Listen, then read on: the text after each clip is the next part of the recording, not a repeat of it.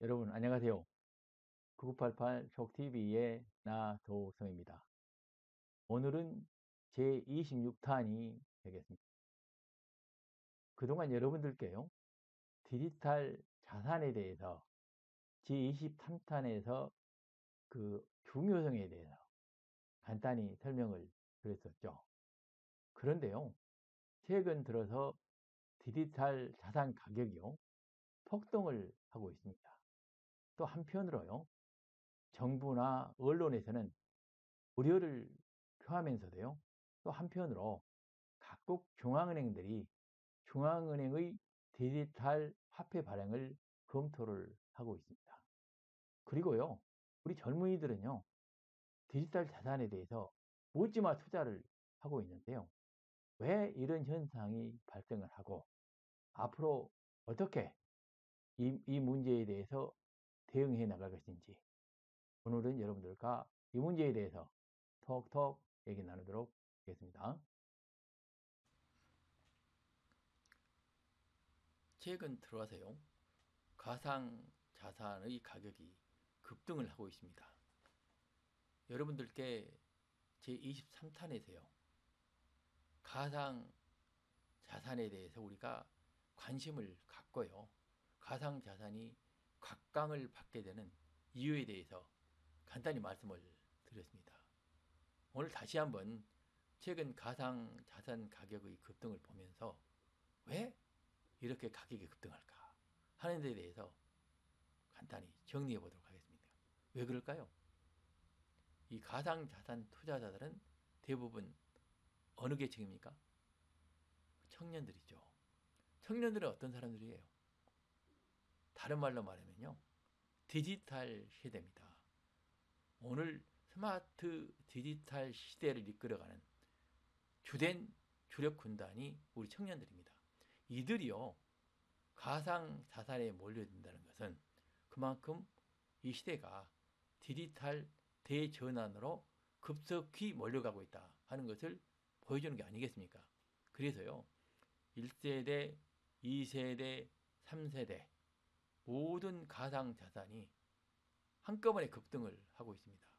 특히 3세대 가상자산은 더욱 중요한데요, 새로운 디지털 시대의 비즈니스 모델이 탄생하고 소멸하는, 이걸 대변하는 가상자산입니다. 그 3세대는 더욱더 급등, 급락, 소멸을 하고 있죠. 이런 부분에 대해서는요, 물론 비판적 시각도 있습니다. 각국 정부나 중앙은행, 이들은 국민 경제 전반을 봐야 되기 때문에 특정 분야로 돈이 몰려가는 것 달갑지는 않겠죠. 그럼에도 불구하고요, 이런 대전환의 시대에 돈이 몰리는 것은 어쩔 수가 없습니다. 누리엘 루비니 교수 같은 분은요, 가상자산은 실체가 없다고 얘기를 합니다. 이런 분은요, 디지털 전환 시대의 실체가 무엇인지에 대해서 정확히 이해를 못하는 분이라고 할 수가 있겠죠. 또 우리 한국 경우에는요, 기성세대들이 너무나요, 아직도 디지털 재대전환 흐름을 만끽을 못하고 있습니다. 그러다 보니까 자꾸 산업화 시대의 시각으로 이 시대를 보다 보니 투기적 시각으로 가상자산 투자를 보는 경향이 많습니다. 어떻습니까? 그런데요, 긍정적인 측면에서 보면 이 가상자산은요, 오늘날 이 시장의 자유가 제대로 발휘되는 증거라고 할 수가 있습니다. 국가 개입에서요, 시장의 혁신과 자유를 억압하는 이런 체제는 존재할 수가 없는 것이죠. 더구나 여러분 잘 아시지 않습니까? 최근 들어서 국가가 코로나19로 인해 가지고 개입해 가지고 얼마나 많은 돈을 풀고 있습니까? 우리가 가지고 있는 기존의 화폐라는 것은 다 앞으로 휴지 도가락으로 바뀔지 어찌 알겠습니까? 이런 인플레 자산을 정부가 나서서 계속적으로 풀어내고 있지 않습니까? 그럴 때 이런 가상 자산은요, 기술 기반의 자산이기 때문에 정부가 개입해서 감히 공급을 늘릴 수가 없습니다. 그래서 이런 자산들은 디플레 자산인 것이죠. 그래서 앞으로 사유재산권을 확보하는 수단으로서도 대단히 중요한 자산이 되겠습니다. 또 한편으로 여러분께 말씀드렸죠. 이 디지털 대전화 시대에는요. 상생형 플랫폼 비즈니스 모델이 대거 등장을 하고 있습니다. 이걸 뒷받침하는 것이 가상자산이기 때문에 이 가상자산에 대해서는요. 규제를 생각하기보다는 어떻게 하면 제대로 흘러갈 수 있도록 유도해 갈 것이냐 하는 데에 대해서 고민을 해야 될 겁니다. 특히 문재인 정부는요. 초기에 그 가상자산의 급등 이거에 대해 놀래가지고 규제를 해서 실패한 경험이 있습니다. 이번에 또다시 이 가상자산의 급등에 대해서 모르면 용감하듯이 잘못 규제하거나 이 부분에 대해서 개입하려는 그런 생각은 갖지 않은 게 좋겠다 하는 말씀을 드리겠습니다. 그 가상자산 시장이 활성화되고요. 성장하면서 각국 그 정부에서는 가상자산을 제도권으로 편입을 시키거나 또는 저 가상자산으로부터 얻은 수익에 대해서 세금을 물리는 이러한 조치들을 강화하고 있고요. 우리 한국 정부도 마찬가지인데요. 그 특히 중앙은행에서는 중앙은행이 발행하는 디지털 화폐 이 발행을 검토를 다수 하고 있습니다. 세계 각국 중앙은행의 한 86%가요. 소위 CBDC라고 중앙은행의 디지털 화폐 발행을 검토하고 있고 대다수가 긍정적으로 지금 진행을 하고 있는 것으로 알려지고 있습니다. 특히죠. 이 CBDC 발행은요. 중국이 앞장을 서고 있죠. 중국은 그 중국 인민은행 중앙은행인데요. 인민은행이 주요 은행에다가 DCEP라는 소위 그 디지털 화폐 전자 지갑을 만들어 가지고요. 각 은행에서 개인들 지갑에다가 쏘아주는 방식으로 그 가상 화폐를 발행을 실험을 하고 있고요. 2022년 베이징 올림픽에 맞춰서 디지털 위안화를 유통을 시키려고 추진을 하고 있습니다. 그런데 이런 중국이 취하는 방식으로 그 중앙은행의 디지털 화폐를 발행하는 방식이 하나가 있고요. 또 하나는 그 중앙은행이 직접 가상화폐를 발행해가지고 개인들 지갑에다가 쏘아주는 완전히 중앙은행 독점 방식도 있겠습니다. 또 한편으로는요. 기존에 유통되고 있는 비트코인이라든지 민간의 가상자산과 연계시켜서 실질적인 시장 움직임과 연계시키는 이런 방식으로 중앙은행 가상화폐를 발행하는 이런 방식도 있겠죠. 그래서 지금 중국이 앞장서서 추진을 하고 있는데요. 이처럼 각국 중앙은행이 디지털 화폐를 발행하는 것은 시장의 큰 흐름에 정부도 따르지 않을 수 없는 그런 상황 때문이라고 판단이 듭니다. 그래서요. 이러한 가상화폐를 그 중앙은행이 발행하는 이유를 세 가지만 간단히 요약을 해드리면요. 첫 번째는 이 글로벌 차원에서 이미 말씀드렸습니다만 디지털 대전환이 진행이 되고 있기 때문에 정부도 이게 내몰라라 할 수가 없는 것이기 때문에 그렇고요. 두 번째는요. 그 시장에서 이미 비트코인을 포함해 가지고 분산형 경제를 추동하는 디지털 자산이 크게 확산이 되고 있기 때문에 정부도 이에 적절히 대응해서 손발을 맞추지 않으면 안 된다 하는 측면이 있겠고요.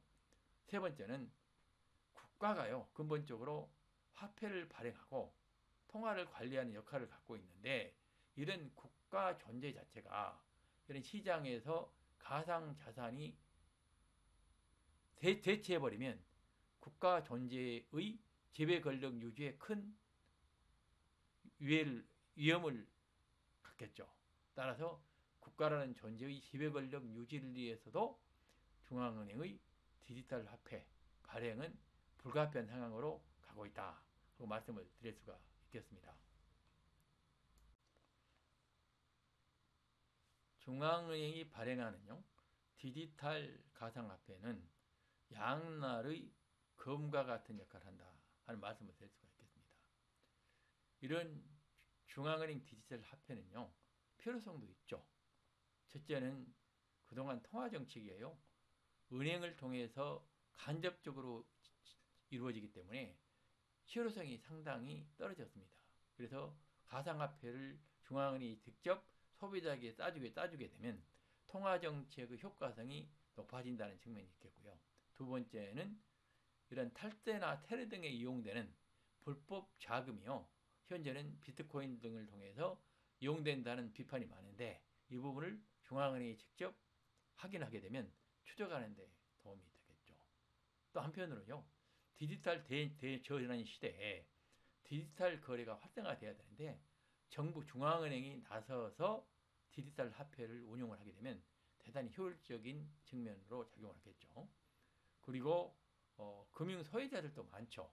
은행에 나름대로 계좌를 터서 금융을 이용해야 되는데, 그렇지 못하는 많은 금융 소외자들에게 중앙은행이 직접 이런 가상화폐를 쏘아줌으로써, 지갑을 만들어줌으로써 이들의 접근성을 높일 수 있다는 장점이 있죠. 반면에요, 문제점도 많습니다. 그 첫 번째는 중앙은행의 독점적 디지털 화폐 발행은요, 개인의 모든 정보가 국가에 집중된다는 이런 문제가 있고요. 국가 권력이 잘못 활용하게 되면 개인의 경제활동 전반에 대해서 개입할 수 있다는 이런 문제를 발생할 수가 있고요. 두 번째는요, 중간에 은행이나 각종 금융 서비스 조직들이 많이 있는데, 이런 조직들이 결국 어떻게 됩니까? 거기에 지금까지 활용되고 있던 많은 돈들이 이 곧바로 중앙은행이 관할한 디지털 화폐로 옮겨갈 수가 있다 하는 얘기입니다. 그러면 이런 중개기관들이 구축되고 사라지게 될 가능성도 크다 하는 말씀을 드릴 수 있겠고요. 세 번째는요, 글로벌 차원에서 이런 디지털 가상통화, 예를 들면 중국은 위안화, 미국은 달러, 이 디지털 위안화, 디지털 달러를 통해 가지고 기축통화 경쟁을 벌일 텐데요. 과연 이런 디지털 통화라고 해서 글로벌 기축통화로서 제대로 된 역할을 할 수 있겠느냐는 거죠. 현재의 비트코인과 같이 글로벌 차원에서 동일한 기술에 의해서, 동일한 기준에 의해서 움직이는 통화와 이러한 각 국가의 통화 사이에서 싸움이 더욱 치열하게 벌어질 수 있다 하는 얘기가 되겠고요. 네 번째는요, 이 디지털 중앙은행 화폐도요, 근본적으로 뭐가 되겠습니까? 실물 화폐가 아니고 명목 화폐입니다. 그렇기 때문에 화폐의 가장 중요한 역할 중에 하나인 가치 저장 부분에 있어서는 제대로 된 역할을 할 수가 없다 하는 얘기입니다. 그래서 어떻습니까? 이 가치 저장 수단으로 많은 투자가들이 소위 비트코인과 같은 가상 자산을 선택할 가능성이 크다 하는 말씀을 드릴 수가 있겠습니다. 중앙은행 발행의 디지털 화폐와 가상 자산에 대해서는요, 그 일부에서는 그 가상 자산이 소멸될 것이라고 예상하는 분도 있습니다. 그런데요, 이 CBDC와 가상 자산은요, 같이 가야 될 공동 운명체라고 말씀을 드릴 수가 있겠습니다. 왜 그러냐면요, 우선 중앙은행 발행의 디지털 화폐라는 건요, 기본적으로 명목 화폐입니다. 그래서요, 가치의 저장 수단으로서는 이건 한계가 있는 것이죠. 인플레 화폐이기 때문에 그렇습니다.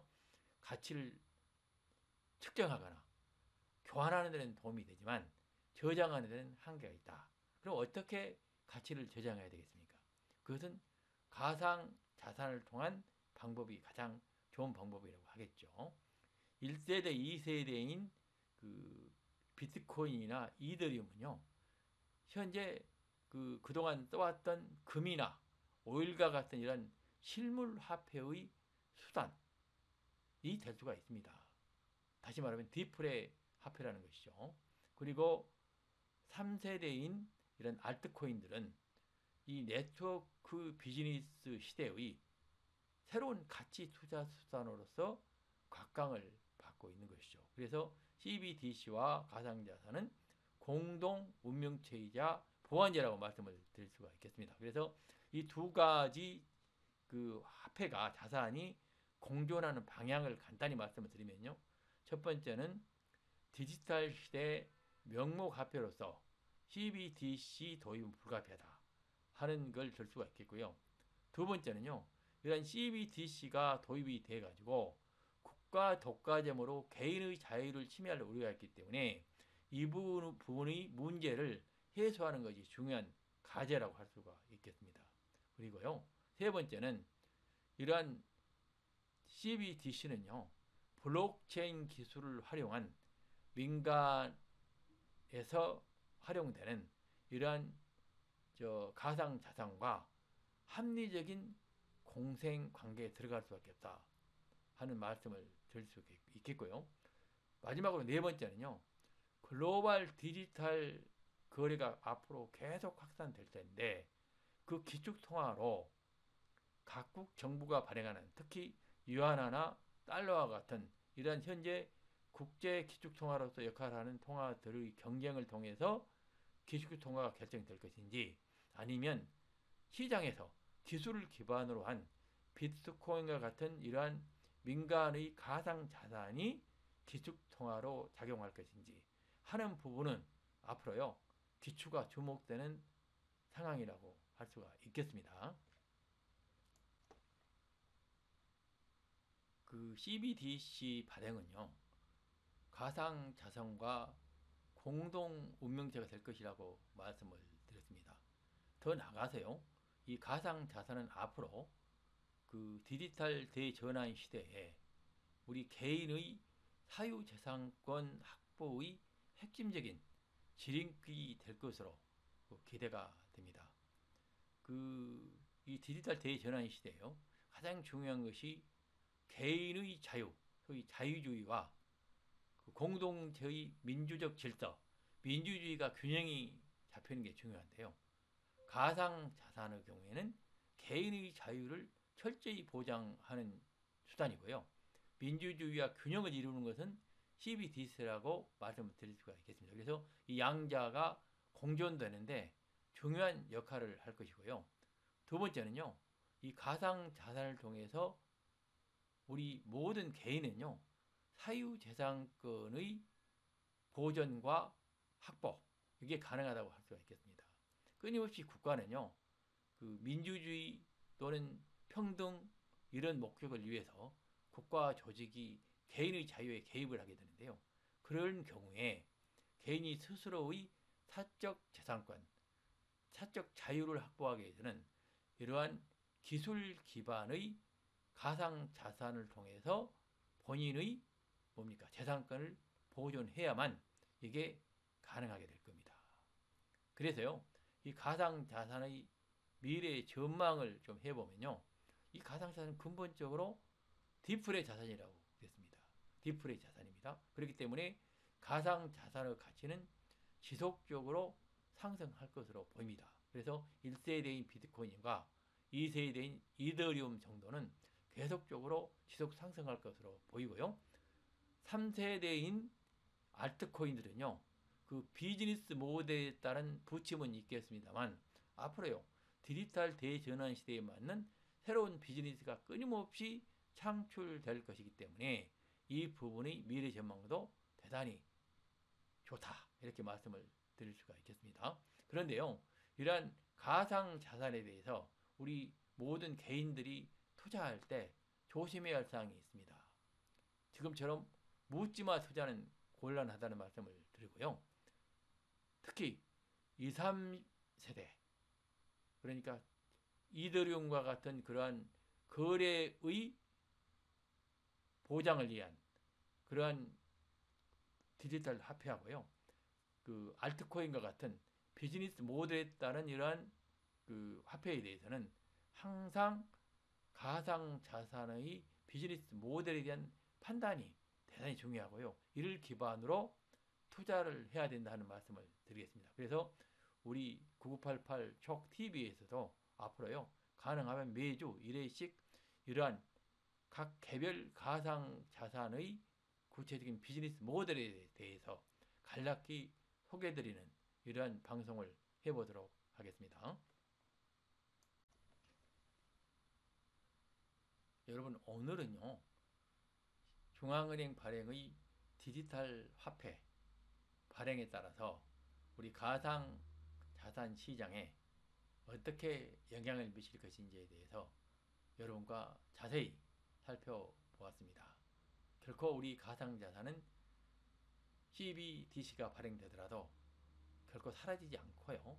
오히려 공존, 더 나아가서는 더 크게 활용될 것이다 하는 말씀을 드렸습니다.